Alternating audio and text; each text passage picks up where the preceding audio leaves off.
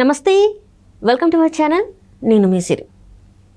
కేంద్ర సర్వీసుల నుంచి వచ్చిన ఐఏఎస్ ఐపీఎస్ అధికారులు అయితే కొంతమంది ఇంకా మీకు అంటే జగన్మోహన్ రెడ్డి గారికి సజ్జల గారికి నమస్కారం పెడుతూ వాళ్ళు బయటికి వస్తున్నాం, మేము వెళ్ళిపోతున్నామని చెప్తున్న సందర్భం వచ్చిందని చెప్పేసి మనకి వార్తలు వస్తున్నాయి. మరి నిజంగానే వాళ్ళు ఏం చేస్తారు ఏంటి అనేది మనకి వివరించడానికి మనతో పాటు ఉన్నారు ప్రముఖ సీనియర్ జర్నలిస్ట్ డివిఎస్ గారు. నమస్కారం సార్. నమస్తే సార్. ఇప్పుడు చూస్తుంటే కేంద్ర సర్వీస్ నుంచి వచ్చిన కొంతమంది అధికారులు అయితే ఇంకా మీకు నమస్కారం ఇంకా మాకు కాదు అని చెప్పేసి వాళ్ళు బయటకు వస్తున్న పరిస్థితి అని చెప్పేసి మనకి వార్తలు వస్తున్నాయి.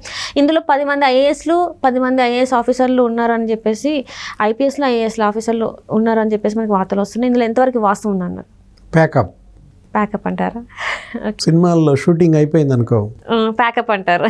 అవును సార్. ఏ రోజుకి ఆ రోజు ప్యాకప్ చెప్పేస్తారు. సినిమా అయిపోయింది అనుకో, గుమ్మడికాయ కొట్టేస్తారు. గుమ్మడికాయ కొట్టారంటే సినిమా మొత్తం కంప్లీట్ అయిపోయింది, రీళ్ళన్నీ చుట్టేసినట్టే. ఇప్పుడు గుమ్మడికాయ కొట్టారా, జగన్మోహన్ రెడ్డి రీళ్ళన్నీ చుట్టేశాడా, ఓడిపోతున్నాడా? జగన్మోహన్ రెడ్డి ఓడిపోతున్నాడు, వైఎస్ఆర్ కాంగ్రెస్ పార్టీకి గెలిచే అవకాశం లేదు, కాబోయే ముఖ్యమంత్రి చంద్రబాబు అనే దీంట్లో ఇవాళ జగన్ సీఎం కాగానే ఎవరైతే గద్దల్లాగా ఎగురొచ్చి ఇక్కడ వాలారో ఆ పిట్టలన్నీ ఇప్పుడు మళ్ళా ఎగిరిపోతున్నాయి. కేంద్ర సర్వీసుల నుంచి జగన్మోహన్ రెడ్డి తెచ్చుకున్నటువంటి అధికారులు వీళ్ళందరూ కూడా ఇవాళ తట్టాబుట్ట సర్దేస్తున్నారు. అంటే ఏంటి? ప్యాకప్ అన్నమాట.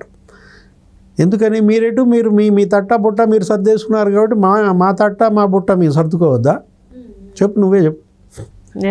ఇప్పుడు జగన్మోహన్ రెడ్డి లండన్ వెళ్ళిపోతున్నాడు, వల్లభనేని వంశీ అమెరికా వెళ్ళిపోయాడు, అబ్బాయి చౌదరి కూడా లండన్ వెళ్ళిపోయాడు, ఎవరికి వాళ్ళు వేరే రాష్ట్రాలకి వెళ్తున్నారు, వేరే దేశాలకు వెళ్ళిపోతున్నప్పుడు మీరే పాలకులుగా ఉండాల్సిన వాళ్ళు, ప్రజల దగ్గర గెలిచిన వాళ్ళు, ఎమ్మెల్యేలు, మంత్రులు, మీరు ఇతర దేశాలకు వెళ్ళిపోతుంటే మేము మాత్రం ఇక్కడ ఎందుకు? మిమ్మల్ని నమ్ముకుని ఇక్కడికి వచ్చి మీ అవినీతి కుంభకోణాల్లో మేము పాపం పంచుకున్నాం.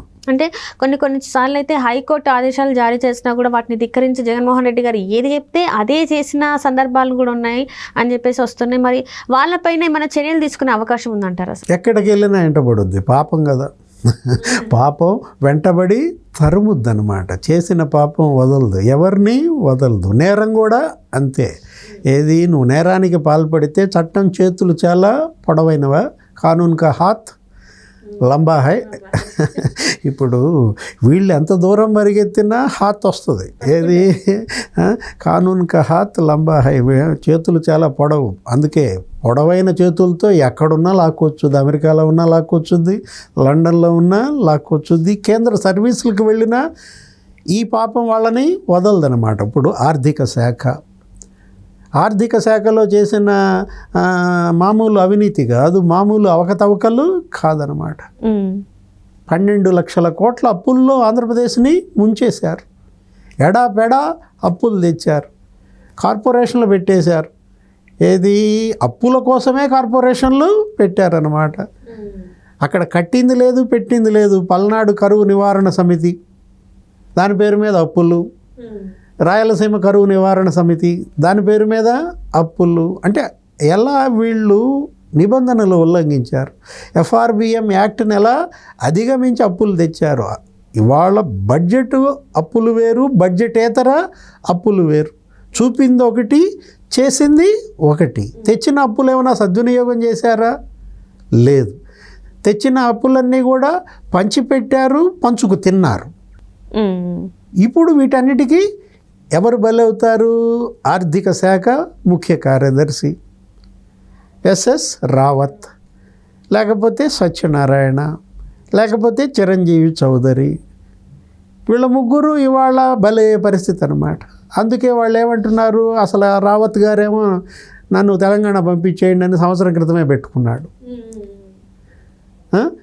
తెలంగాణ క్యాడరు, నేను తెలంగాణకి వెళ్ళిపోతాను, నాకు పర్మిషన్ ఏంటంటే ఇంతవరకు ఇవ్వలేదు, 1 ఇయర్ నుంచి ఉంది. ఇప్పుడు సత్యనారాయణ ఇవాళ చాలా దీంట్లో పడ్డాడు, చిక్కుల్లో. ఆయనే వీటన్నిటికీ కూడా ఎక్కడెక్కడ అప్పులు తేవాలి, ఏ విధంగా నిబంధనలు ఎలా ఉల్లంఘించాలి, ఇవన్నీ కూడా తీసుకున్న దీంట్లో ఇప్పుడు సత్యనారాయణ మెడకి చుట్టుకునే అవకాశం ఉందన్నమాట. పాలకులు చేసిన తప్పులకు అధికారులు ఎలా బలవుతారో, గతంలో వాళ్ళకి గుణపాఠాలు కళ్ళ ముందు కనపడుతున్నా తప్పులు చేశారు. శ్రీలక్ష్మి కళ్ళ ముందు ఉంది, బీపీ ఆచార్య ఉన్నాడు, విడి రాజగోపాల్ ఉన్నాడు, జైళ్ళకి వెళ్ళారు, కోర్టుల చుట్టూ తిరుగుతున్నారు ఇప్పటికీ కూడా. అయినా వీళ్ళు తప్పు చేశారంటే అర్థం ఏంటి? స్వయంకృత అపరాధమే కదా. అంటే మాకేంటిలే, మమ్మల్ని చూసుకునే వాళ్ళు మాకు ఉన్నారనే ధైర్యం అనుకోవచ్చా? బరి తెగింపు.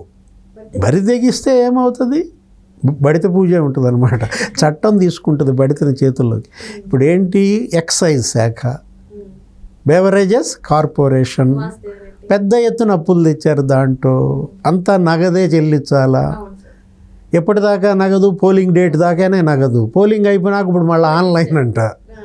ఈ ఆన్లైన్ ఇంతకుముందు ఎందుకు తీసుకోవాలా మద్యం షాపుల్లో? అంటే ఆ నగదంతా ఏమైంది? ఆ నగదు బస్తాలు బస్తాలు ఓట్లు కొన్నారా? వీటన్నిటిపైన ఎంక్వైరీ జరిగితే 40,000 కోట్ల స్కామ్ అంట. Cheap liquor. 40% మంది లివర్ దెబ్బతిందని పురంధేశ్వరే ఎంక్వైరీకి కోరితే సిబిఐ ఎంక్వైరీ సుప్రీంకోర్టుకు పంపిస్తే వాసుదేవరెడ్డి బలయ్యాడు. వాసుదేవరెడ్డిని వాళ్ళు తప్పించారు. ఈసీ వేట్ వేసింది కదా. ఇప్పుడు ఆ వాసుదేవరెడ్డి మళ్ళా కేంద్ర సర్వీసులకు వెళ్ళిపోతాడా? వెళ్ళిపోయినా వదులుద్దా? ఈ నేరం వదులుతుందా? మైనింగ్ ఇంకొక ఆయన ఎవరు? ఆ మైనింగ్ శాఖ వెంకటరెడ్డి. అబ్బో, అసలు ఆయన కథలుగా చెప్పొచ్చు. ఆయన అయితే అసలు ఆయన ఏంటి? ఆయన బిడ్డను వైసీపీ నాయకుడికే వియ్యంకుడంట. ఇక వాళ్ళది ఏంటి? వియ్యంకుల బంధం అన్నమాట. వైసీపీ మైనింగ్ కార్పొరేషన్ తుడిచిపెట్టారు. ఏది? Mining corporation. పెద్ద ఎత్తున అవుట్సోర్సింగ్, ఒక్కొక్కడికి 75,000 జీతం, 1,00,000 జీతం ఇచ్చి ఆ చిత్తూరు జిల్లా వాళ్ళందరినీ ఉద్యోగస్తులుగా చూపించి ఖజానా అంతా ఖాళీ చేయించారు. మైనింగ్ డిపార్ట్మెంట్ ఒకప్పుడు అసలు కామధేను అన్నమాట. ఎందుకంటే ఖనిజ సంపదకు పుట్టినిల్లు Andhra Pradesh. Limestone, laterite, bauxite, granite, ముగ్గురాయి, అసలు లేని ఖనిజం లేదు ఇక్కడ. అంత గొప్ప ఖనిజ సంపదని వీళ్ళు ఏం చేశారు? తుడిచిపెట్టేశారు. మైనింగ్ కార్పొరేషన్ ద్వారా అది 40,000 కోట్ల ఇసుక స్కామ్ నీకు తెలుసు. సుప్రీంకోర్టు నిన్న కూడా తిట్టింది కదా జిల్లా కలెక్టర్లందరినీ కూడా. తమిళనాడులో 5 కలెక్టర్లు బలయ్యారు ఇసుక స్కామ్ వల్ల. ఇక్కడ కూడా కలెక్టర్లంతా రేపొద్దున సుప్రీంకోర్టు బలయ్యే రోజు త్వరలోనే ఉందన్నమాట. ఇసుకల్లో నువ్వు ప్రొక్లైనర్స్ వాడకూడదు, యంత్రాలు వాడకూడదు, ఇన్ని మీటర్ల కన్నా ఎక్కువ తవ్వకూడదు, 3 మీటర్ల కన్నా కూడా. మొత్తం తవ్వేశారు. ఎక్కడ చూసినా పతులు. నిన్న సూర్యలంక బీచ్లో 4 చనిపోయారంట. ఈతకని వెళ్ళి అక్కడ వాగులో అక్కడ పతులు ఉన్నాయి అంటే అర్థం ఏంటి? అక్కడ ఎమ్మెల్యే అక్కడ తవ్వేశాడు ఇసుక. ఆ పతుల్లో పడి చనిపోయారు. ఎంతమంది చనిపోయారు ఈ 5 ఏళ్లలో వీళ్ళు తవ్వినటువంటి ఇసుక గోతుల్లో పడి?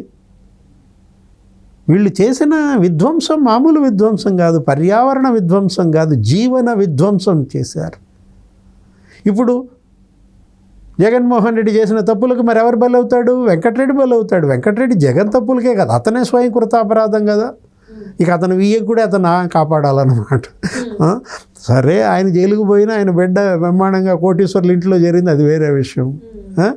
ఇప్పుడు వీళ్ళే కాదు, ప్రతి శాఖలో ఇదే జరిగింది. విద్యుత్ శాఖలో ఆయన ఎవరో ఒక పెద్ద ముఖ్య అధికారి అంట, విశాఖపట్నంలో 42 ఎకరాలు బినామీ పేరుతో కొన్నాడంట. రేపొద్దున ఎంక్వైరీ. జవహర్ రెడ్డి మీదే ఆరోపణలు వస్తున్నాయి కదా. సిఎస్ జవహర్ రెడ్డి కొడుకు పైన తీవ్ర ఆరోపణలు. 800 ఎకరాలు అసైన్డ్ భూములు మరి రిజిస్ట్రేషన్లు చేసుకున్నారు బినామీ పేర్ల మీద. ఆనందపురం, పద్మనాభం, ఆ పూసపాటి రేగ, ఆ డెంకాడ. విశాఖపట్నం జిల్లాలో 3 మండలాలు, విజయనగరం జిల్లాలో 2 మండలాలు, భోగాపురం చుట్టూతా మరి బలవక తప్పదు కదా. రేపొద్దున ప్రభుత్వం మారితే ఇంకొక ముఖ్యమంత్రి వస్తే ఇవన్నీ కూడా విచారణలకు ఆదేశిస్తారు. దీని మీద ఒక జ్యుడిషియల్ కమిటీ చేస్తారు ఎంక్వైరీకి. మనం చూసాం తెలంగాణలో ధరణి పోర్టల్లో జరిగిన అవినీతి మీద రేవంత్ రెడ్డి అక్కడ జ్యుడిషియల్ ఎంక్వైరీకి ఆదేశించాడు. ఎవరో రిటైర్డ్ జడ్జిది వరుస పెట్టి వచ్చింది. అక్కడ సిఎస్ ఎవరైనా సోమేష్ కుమార్ 26 ఎకరాలు బయటకు వచ్చింది. ఇంకో సీనియర్ ఐఏఎస్ 56 ఎకరాలు బయటకు వచ్చింది. అసలు వాడెవడో వాడిని ఒకరిని పట్టుకున్నారు, ఎవరు? జీహెచ్ఎంసీ సర్వేయర్ని. వాడు 1000 కోట్ల అవినీతి అంట. ప్రభుత్వం మారితే ఆంధ్రప్రదేశ్లో ఈ అధికారుల అవినీతి బాబూస్ అంటారు వీళ్ళని, వీళ్ళందరి యొక్క ఐఏఎస్లు ఐపీఎస్లు ఎంత పెద్ద ఎత్తున అవినీతికి పాల్పడ్డారో, వీళ్ళందరి అవినీతి రేపొద్దున ప్రజల కళ్ళ ముందు ఉంటుంది. వీళ్ళు జైళ్లలో ఊసల వెనక ఉండాల్సిన రోజు వస్తుందన్నమాట.